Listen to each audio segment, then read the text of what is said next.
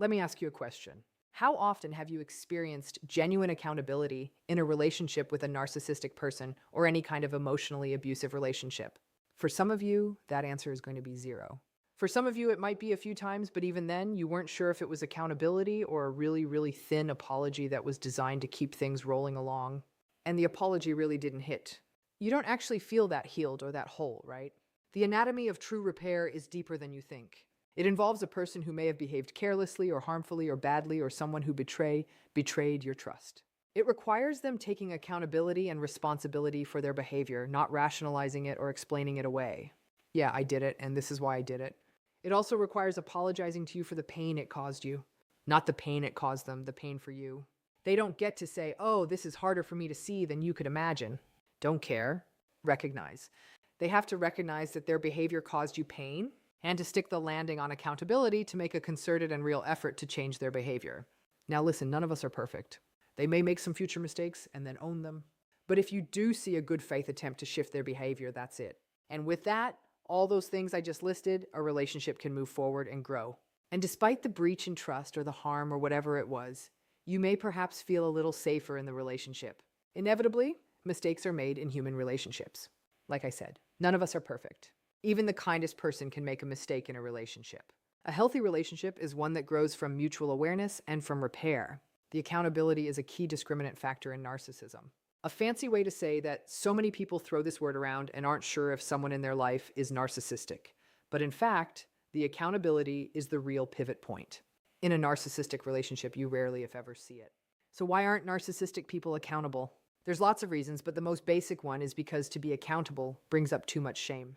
They are invested in their self-portrayal as infallible, and it shifts the power dynamic in an uncomfortable manner. But then there is sort of the top line, top level of accountability. And that is something that I'm going to call spontaneous accountability. This is the top of accountability. What's spontaneous accountability? Well, it may not necessarily happen right away. A person may not, for example, do something wrong and then in 1 minute own up to it.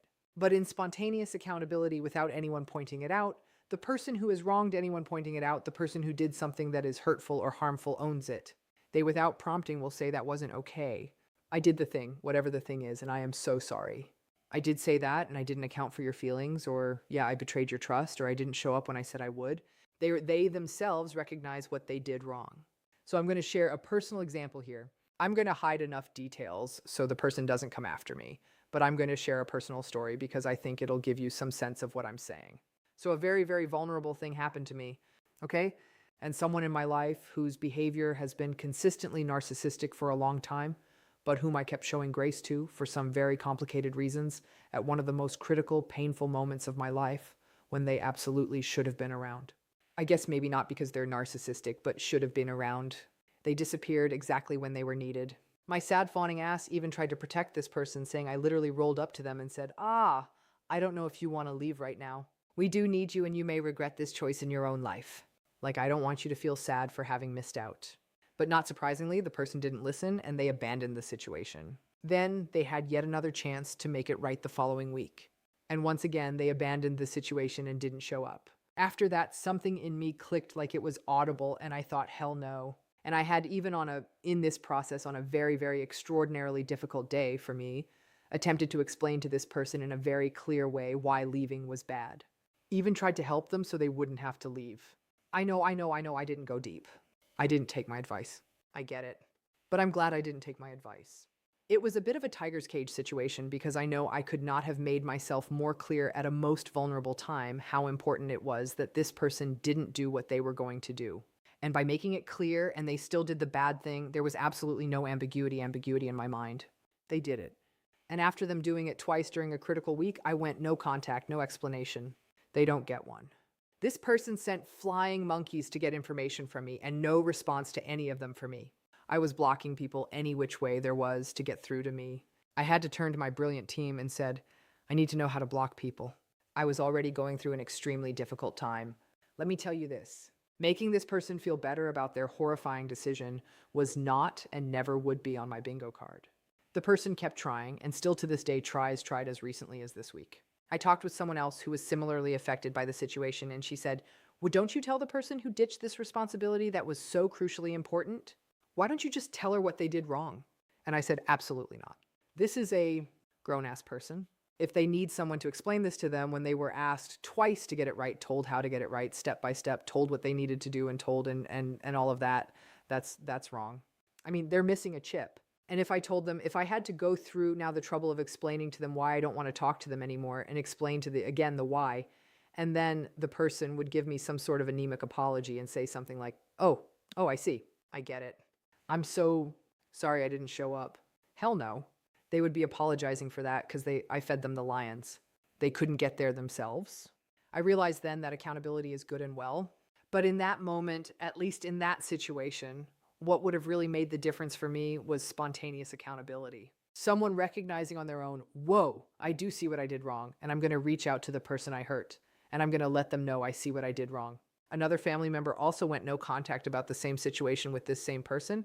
And that person said that even that, like for me, if the person came up with spontaneous accountability, I'd hear the other person's like, that would make a difference for me. But like I said, I took a moment and I thought if this person somehow did, now that I've blocked every entry to me, get a message through to me that said, hey, that thing I did, I see that that was wrong and I am sorry and that was hurtful and it wasn't okay.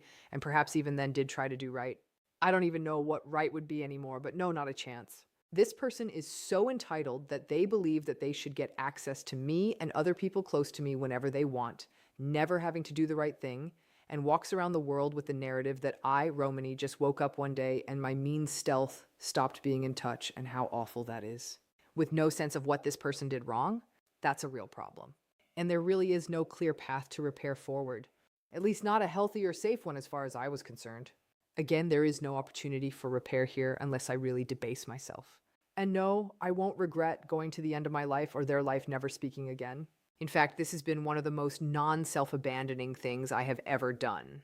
The recognition that even when someone does something so horribly messed up, the capacity that even weeks or months down the road to recognize and acknowledge it, to not blame someone else for it or tell me your sad backstory of why you did it and apologize for the pain and then really try to change, showed me that my characterization of myself, a characterization that many survivors have of themselves as somehow being this unforgivable, awful person, it was wrong. I'm not a terrible, unforgiving person. The elements, the recipe for repair is very clear to me. And let me tell you this, my cat will sprout wings before this person recognizes that what they did was way out of line. This entire event really allowed me to shift from a place where I realized I am not unforgiving. I was and I am wise. Too often in cases of betrayals and any number of other emotional abuses, accountability comes about because someone tells the betrayer, if you will, what they did wrong. Like, do you not see you cheated? You lied. You financially took advantage of me. You didn't show up when you said you would. You left me in a dangerous situation. Okay? Whatever the thing that was done, it's explained to, if you will, the perpetrator. We spell it out so that when that person who did harm takes accountability, it's because somebody kind of fed them the lines. It's not the same as them coming to that recognition of what they did entirely themselves, which shows, again, much more self-awareness. Now, are there situations, and I know many of us have been in them, where perhaps we really truly realize what we don't realize it was wrong? Maybe. Yeah. But in some of those cases, the wrong thing, the thing that's perceived as a wrong thing, may actually be slightly distorted. Another short story an acquaintance recently shared was about someone demanding that she be accountable about something bad she did. You've got to be accountable. And she felt terrible. And she said, I'm so sorry. I do want to be accountable, but I don't know what I did. And the person kept screaming at her, how can you not see the terrible thing you did? And finally, this poor person being screamed at, she said, you have to tell me what I did so I can be accountable. And the person screaming at her said, when you did your thank you speech at that fundraiser, you didn't mention me first, and yet I was the one who gave you the most help. The irony of this situation is that the person who was screaming and demanding the accountability from this person, they had a lot of vulnerable narcissistic stuff. I knew both players in this case. The so-called bad thing that this woman didn't register for her because the very first people she thanked in her fundraiser or in this fundraising thing were the people who were benefiting from the fundraiser.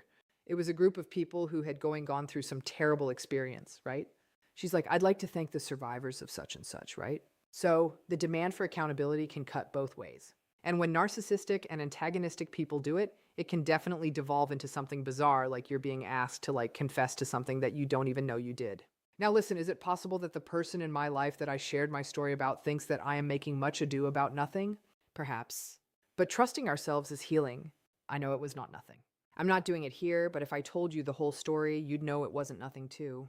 And maybe the frustration of human relationships is that when we are hurt, the origin of that hurt is deep and historic in some cases, and it's not always clear to the other person what was done. Our own core wounds and our core vulnerabilities can mean that we feel hurt around things that may not register for other people. In the healthiest version of this, where someone doesn't spontaneously take accountability and we do point it out to them, they apologize not only for the hurt, but they also apologize for not seeing it right away.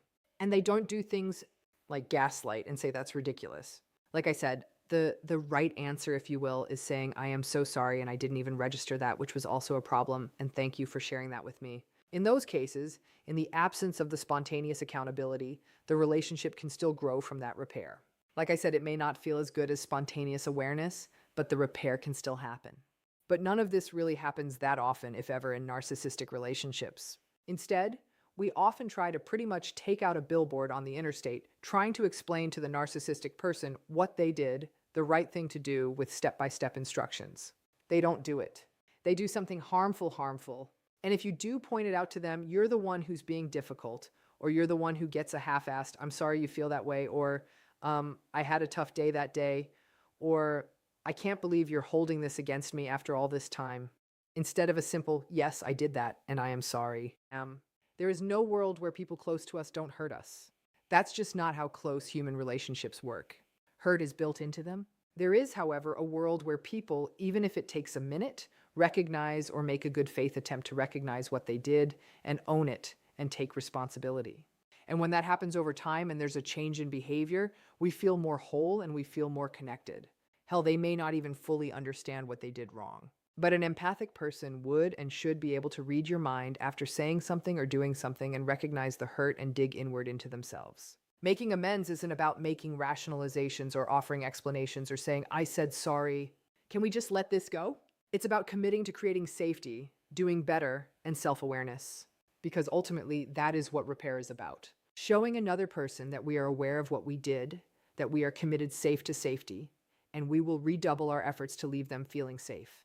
So the person who is hurt doesn't doubt themselves further. Healing is possible when people are vulnerable and open and accountable. And perhaps because we live in such a litigious world where everyone's suing everyone for everything, where people don't want to admit to anything to cover their asses. Okay, perhaps in a business deal. I get that.